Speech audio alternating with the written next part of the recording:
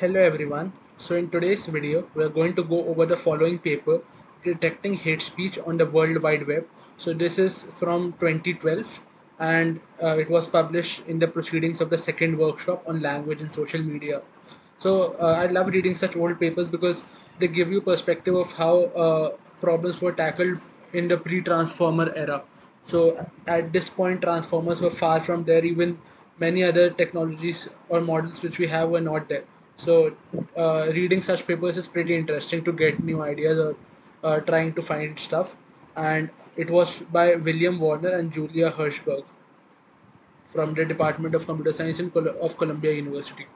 Alright, so the abstract, we present an approach to detecting hate speech in online text, where hate speech is defined as abusive speech targeting specific group characteristics such as ethnic origin, religion, gender, or sexual orientation.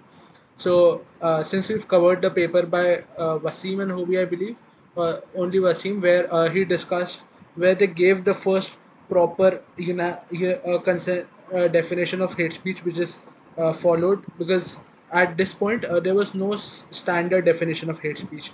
Everyone could have their different interpretation, because even in that paper in 2016, the problem which they tackled was this only, because different social media platforms had different definitions. While hate speech against any group may exhibit some common characteristics, we have observed that hatred against each different group is typically characterized by the use of a small set of high frequency stereotypical words. However, such words may be used in either a positive or a negative sense, making a task similar to that of words sense disambiguation. Alright, so basically, what they're saying is some words are often used as stereotypical words to attack certain groups based on, say, ethnic origin, religion, gender, or sexual orientation. But the problem is that those words, you cannot just make a classifier which has a lookup. So if word X is present, then mark it as hate speech. No, the message might not even be using the word X in a bad context. It might just be saying one should not use word X. So that is also that is not hate speech, but that would also be flagged by such a trivial model.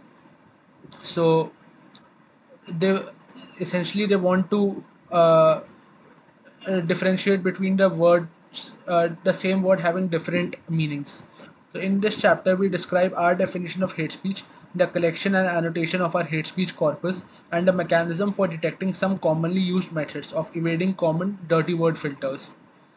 We describe pilot classification experiments in which we classify anti Semitic speech reaching an accuracy of 94%, precision of 68%, and a recall of 60% for a F1 measure of 0.6375. Alright.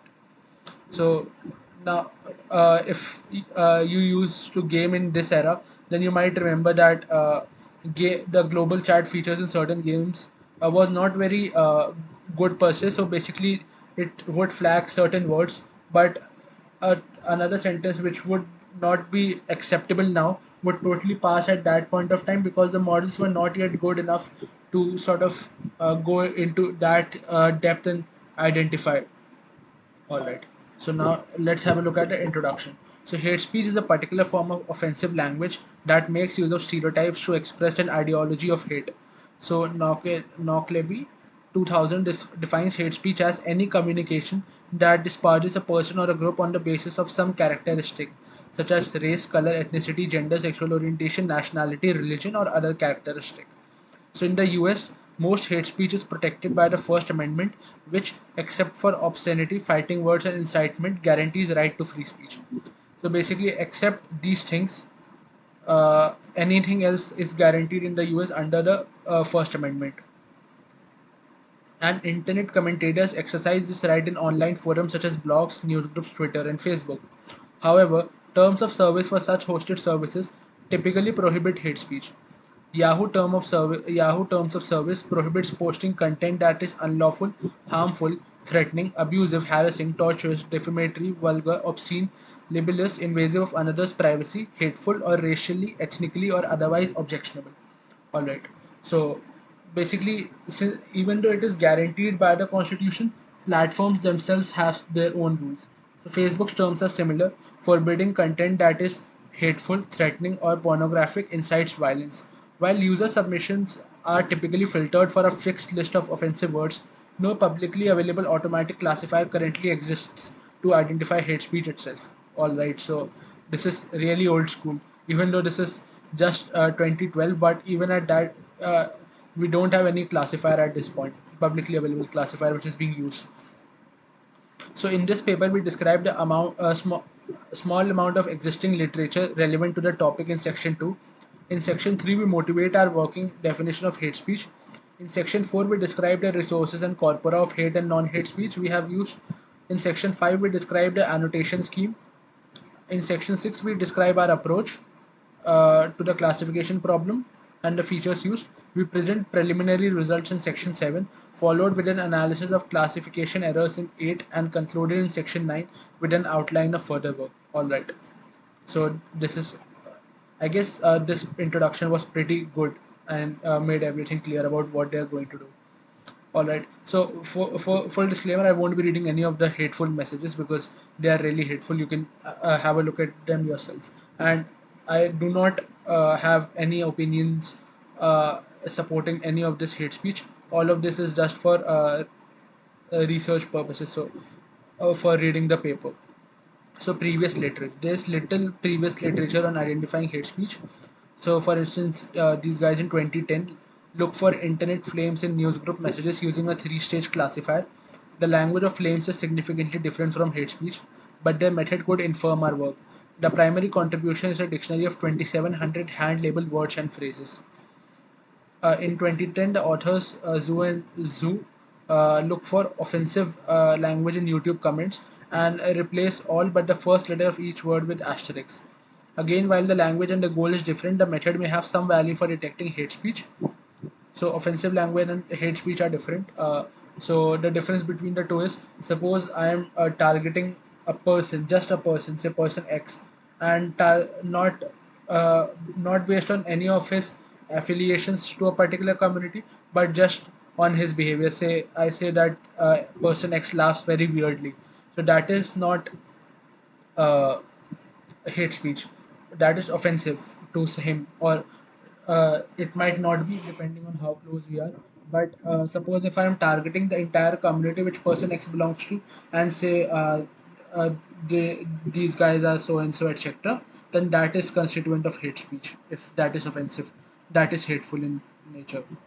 Again, okay, both the annotation, their detection method passes the text and arranges it into a hierarchy of clauses, phrases, and individual words. Both the annotation and the classification strategies found in this paper are based on the sentiment analysis work in Pang and Lee, 28, and Pang Lee and Vedyanathan, 2002. All right. So these are the previous literature. So you can see there's not much for them to work with. Now, defining hate speech. There are numerous issues involved in defining what constitutes hate speech, which need to be resolved in order to annotate a corpus and develop a consistent language model. So basically, you need to tell the annotators what guidelines to follow. But if you don't even know what hate speech is, then how can you even get a set of guidelines? So first, merely mentioning or even praising an organization associated with hate crimes does not by itself constitute hate speech. The name by itself is not hateful, as it may appear in historical records, legal documents, or other legitimate communication. Even an endorsement of the organization does not constitute a verbal attack on another group. While one may hypothesize that such endorsements are made by authors who would also be comfortable with hateful language by themselves, we do not consider these statements to be hate speech. Alright, so basically they're saying it is, if there is some organization or person who's associated with hate speech, and uh, you just flag the message based on the organization's name appearing, then you might even be flagging historical records or news articles or other non-offensive tweets as well. And the authors are also using this argument that merely praising the organization does not constitute a verbal attack on another group. So unless you are specifically attacking the group, the authors are saying that that is not hate speech. For the same reason, an author's excessive pride in his own race or group does not constitute hate speech. While such boasting may seem offensive and likely to co-occur with hateful language, a disparagement of others is required to satisfy the definition. So basically what they're saying is, if an author is trying to boast about his group, it does not mean that he's downright abusing other groups. So at that point also, they are not considering it to be hate speech. For example, the following sentence does not constitute hate speech even though it uses the word. Alright. On the other hand, we believe that unnecessary labeling of an individual as belonging to a group often should be categorized as hate speech. So, in the following, hate is conveyed when the author unnecessarily modifies blankers and workers with these words, Jew and white. So, I'm treading on a very thin line. So, further, I won't be reading any of these such words as well. I'll just skip. So, unnecessarily calling attention to the race or ethnicity of an individual appears to be a way for an author to invoke a well known disparaging stereotype. While disparaging terms and racist epithets were used with the intent to harm, always constitute hateful speech, there are certain contexts in which such terms are acceptable. For example, such words might be acceptable in a discussion of the words themselves. Okay, so like the example I gave, when someone says word X should not be used here, it is not constituting hate speech. Sometimes such words are used by a speaker who belongs to a targeted group and may be hard to classify without that knowledge. Okay, so someone who's being targeted by that word might just use saying that people are calling me this word as a means to share their pain, but that should not constitute hate speech. African American authors appear to use the N word with a particular variant. Such uses must be distinguished from hate speech. For our purposes, if the identity of the speaker cannot be ascertained and if no orthographic or other contextual cues are present, such terms are categorized as hateful. So I'm not sure what orthographic means.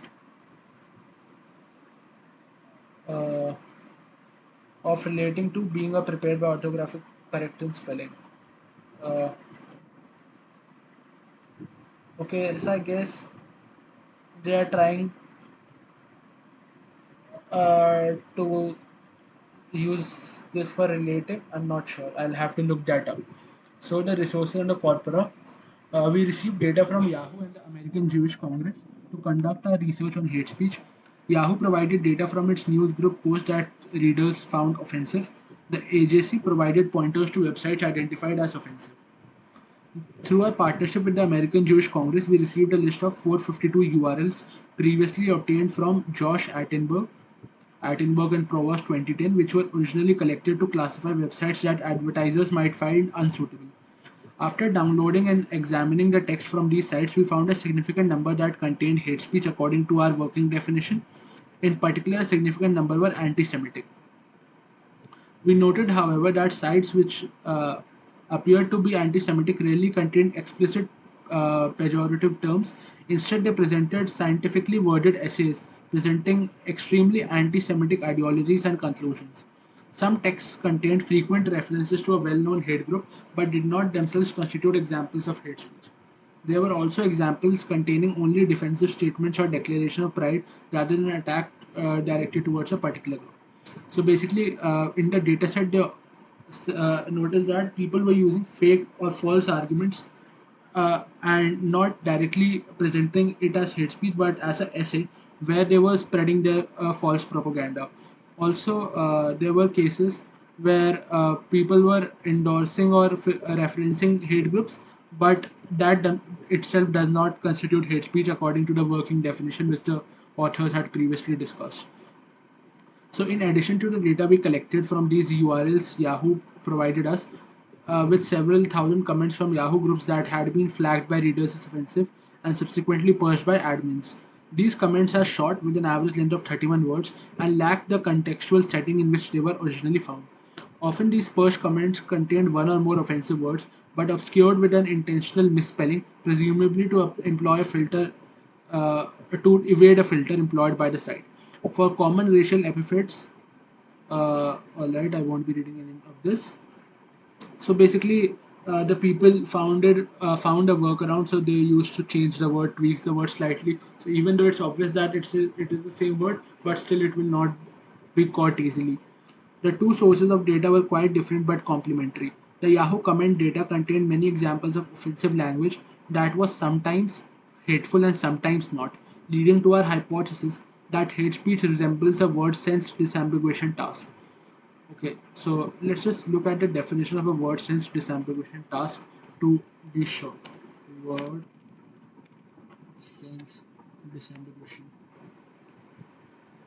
is an open problem and concerned with identifying which sense of a word is used in a sentence. Alright. So as I was saying, the same word can have different meanings in different sentences.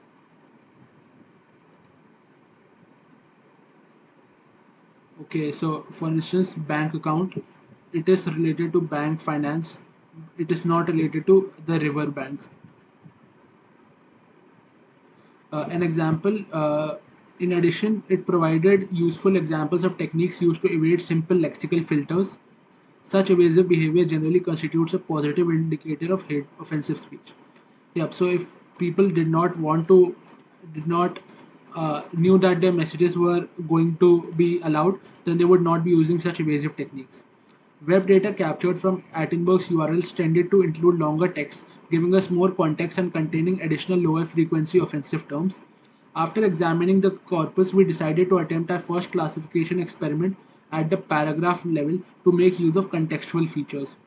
The datasets we received were considered offensive, but neither were labeled for hate speech per se. So we developed a labeling manual for annotating hate speech and asked annotators to label a corpus drawn from the web dataset. Alright. So the corpus collection and annotation. We hypothesize. Okay, what's happening to me? We hypothesize that hate speech often employs well-known stereotypes to disparage an individual or a group. With that assumption, we maybe further subdivide such speech by stereotype, and we can distinguish one form of hate speech from another by identifying the stereotype in the text. So each stereotype has a language all its own, with one-word epithets, phrases, concepts, metaphors, and juxtapositions that convey hateful intent. So essentially, what they're saying is they're trying to use certain stereotypical words or stereotypes which might occur and constitute hate speech. And then they divide hate speech by stereotype. So stereotype A, stereotype B are different types of hate speech. So that can be used to distinguish between hate speeches as well. Each stereotype has a language all its own, with one-word epithets, phrases, etc. Anti-Hispanic speech might make reference to border crossing or legal identification. Anti-African American speech often references unemployment or single-parent upbringing, and anti-Semitic language often refers to money, banking, and media. Alright, so as you can see, the different stereotypes have different uh, targets or different arguments given by hate spreaders. Given this, we find that creating a language model for each stereotype is a necessary prerequisite for building a model for all hate speech. We decided to begin by building a classifier for anti Semitic speech, which is rich with references to well known stereotypes. The use of stereotypes also means that language may be regarded as hateful, even though no single word in the passage is hateful by itself. Often there is relationship between two or more sentences that show harmful intent of the author. Alright. So basically, what they're saying is, even though like the hateful word is not present, the use of stereotype. Uh, okay. So when you evaluate on the basis of stereotypes, so even though there might not be any hateful word which is hateful by itself, even then you can find out if the sentence is hateful or not. So also when there are multiple sentences, then they add on to each other. So one might set up the context and one might be providing the majority of the hate. So using the website data, we captured paragraphs that matched a general regular expression of words relating to Judaism and Israel. These resulted in about 9,000 paragraphs. Of those, we rejected those that did not contain a complete sentence, contained more than two Unicode characters in a row, were only one word long, or longer than 64 words. So they had these criterias to reject sentences. Next, we identified seven categories to which labels could assign each paragraph. Annotators could label a paragraph as anti Semitic, anti black, anti Asian, anti woman, anti Muslim, anti immigrant, or other hate. These categories were designed for annotation along the anti Semitic non anti Semitic axis, with the identification of stereotypes capturing mutual information between anti-Semitism and other hate speech.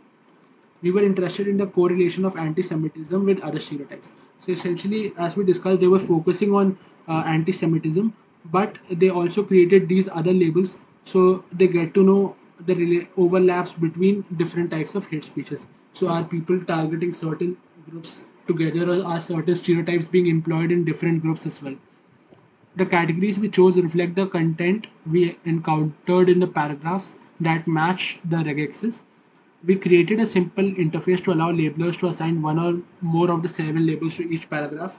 We instructed the labels to lump together South Asia, Southeast Asia, China, and rest of Asia into the category of anti-Asian.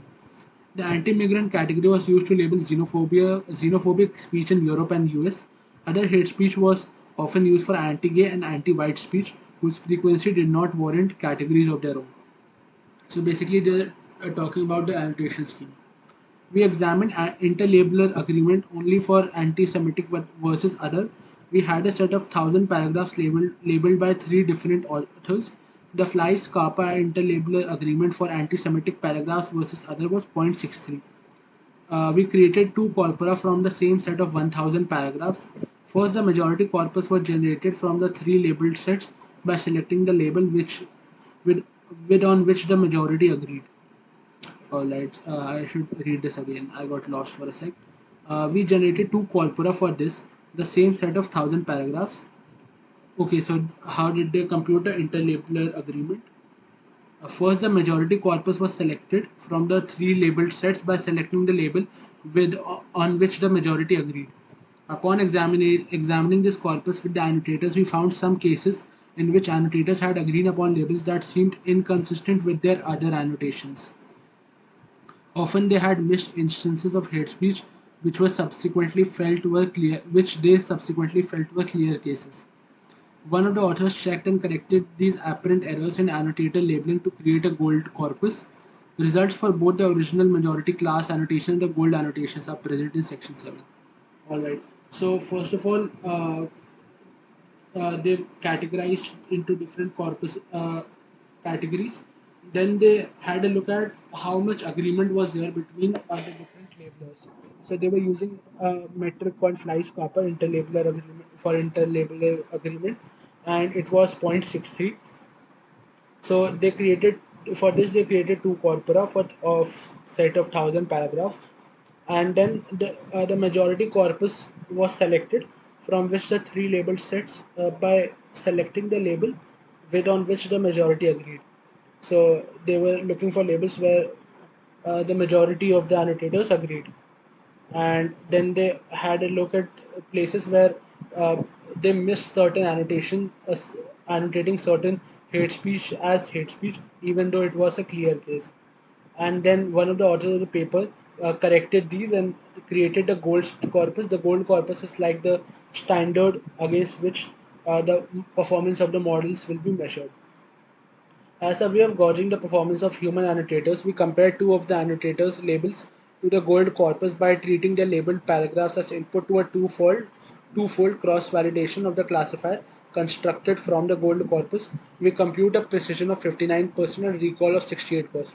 This sets an upper bound in the performance we should expect from the classifier. Alright, so why is this the upper bound? Because they were trained on the gold corpus, and like the model inputs were from a gold corpus. Now, a classification approach. We used a template-based strategy present in Yarosky 1994 to generate features from the corpus. Each template was centered around a single word. Literal words in an ordered two-word window on either side of a given word were used exactly as described. In addition, a part of speech tagging of each sentence provided the similar part of speech windows as features. So part of speech sorry about that. Part of speech is basically labeling the different words in a sentence as noun, pronoun, verbs, etc. Brown clusters as described in this paper were also utilized in the same window. We also used the occurrence of words in a 10-word window.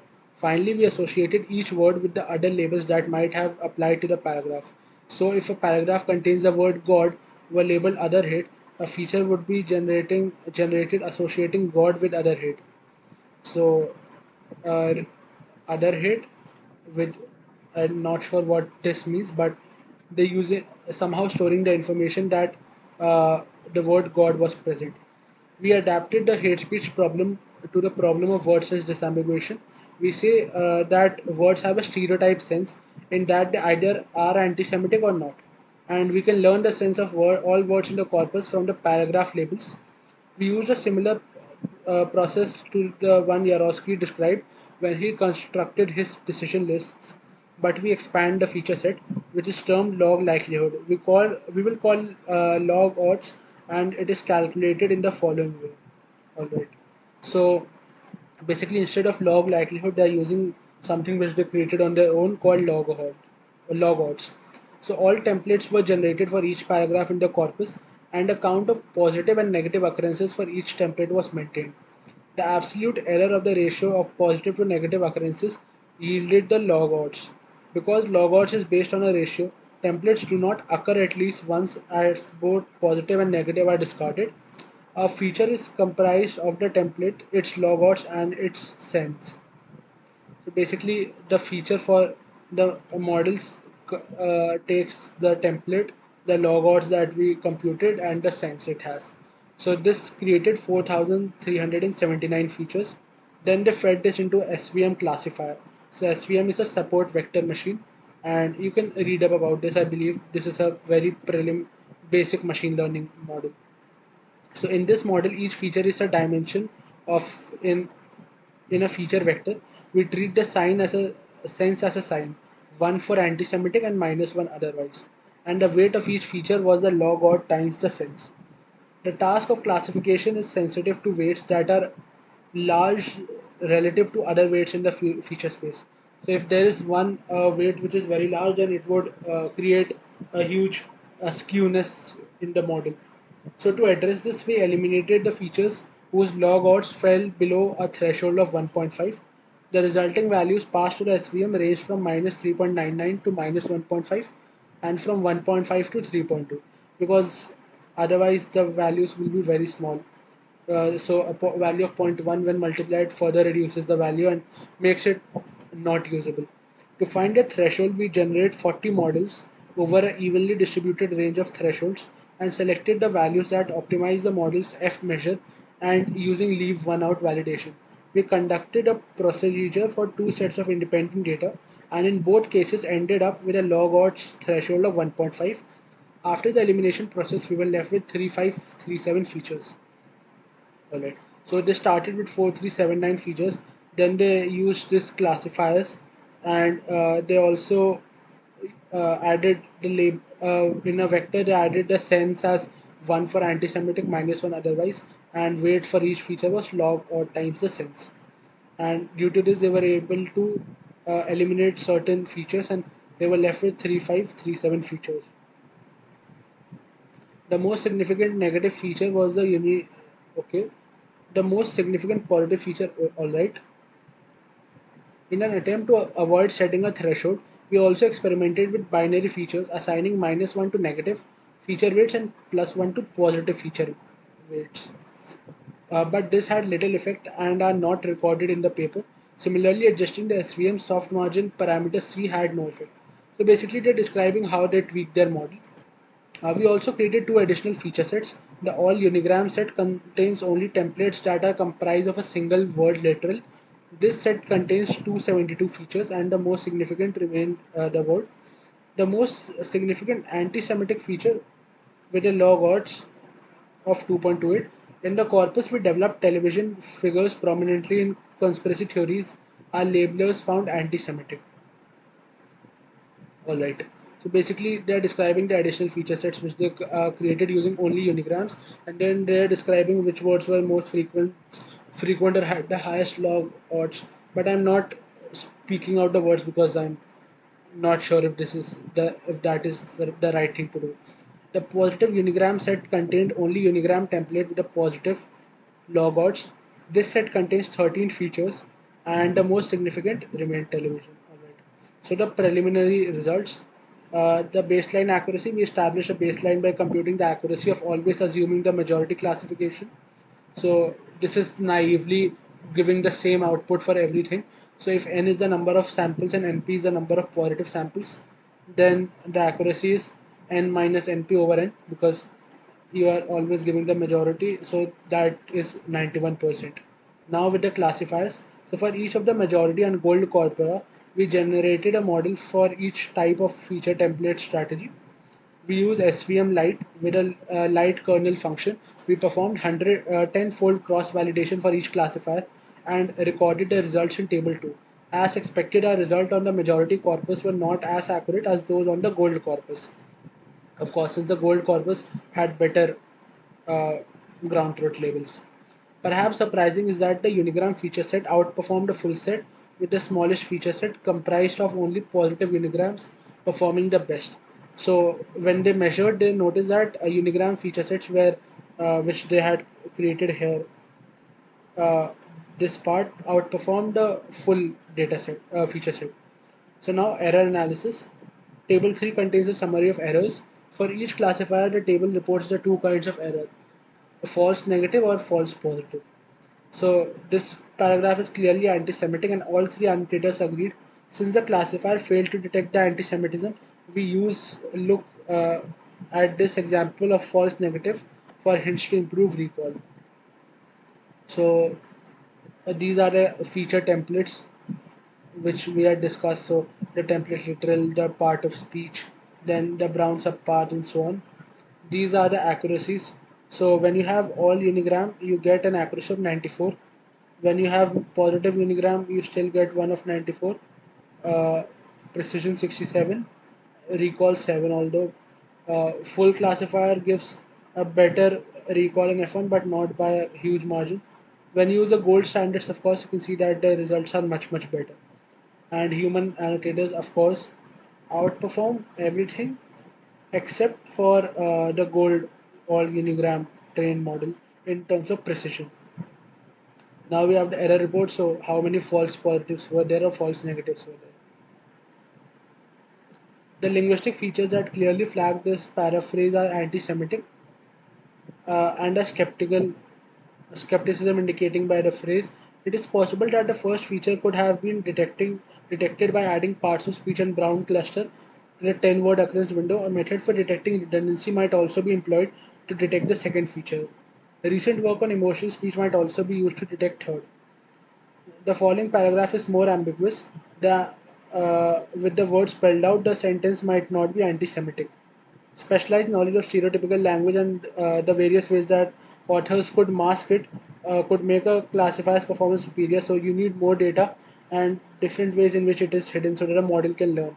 The following sentence was labeled negative, but the classifier predicted an anti-Semitism label. This false positive is nothing more than a case of overfitting. So the model is overfitting to the word, and then even in the absence of anti-Semitism, it is recognizing it to be anti-Semitic. So conclusion and future work. So overall, the paper was pretty interesting. We could see how a different type of modeling altogether, because in current models we have every single paper using LSTM's transformer attention modules, but encodings etc. But this is old school. There were even LSTMs aren't used here. Only SVMs are used. So using the feature templates described by Yarosky, we successfully modeled hate speech as a classification problem. In terms of F measure, our best classifier equaled the performance of our volunteer annotators. However, bigram and trigram templates degraded the performance. The learning phase of the classifier is sensitive to features that ought to cancel each other out. Further research on classification methods, parameter selection, and operating optimal kernel function is necessary. So basically, they're saying that unigrams outperformed bigrams and trigrams did not. They reduce the results. So our definition of the labeling problem could have been more clearly stated to our annotators. The anti-immigrant category in particular may have confused some annotators. Alright. The recall of the system is low. This suggests that there are larger linguistic patterns that shallow parsers cannot detect. A deeper parse and an analysis of the resulting tree might reveal significant phrase patterns. So, looking for patterns of emotional speech, as in this paper, could improve our recall. The order of paragraphs in the original context could be used as input into a latent variable learning model. McDonald has reported some success mixing fine and coarse labeling in sentiment analysis. Alright, so basically they're revealing the problems with the model. For instance, they should have made the anti-immigrant category more clear. That confused the annotators, and the recall of the system is low, so the model is not able to learn in-depth patterns in text. And so they refer to these works. These works can be employed, and then they've thanked the following people for providing them financial support and data as well. So overall, loved reading this paper. I would really love to get my hands on the dataset to see what sort of annotations were there. And overall, as I told before as well, old papers, I love reading them and they provide unique insights. So thank you guys for tuning in. Hope to see you next time.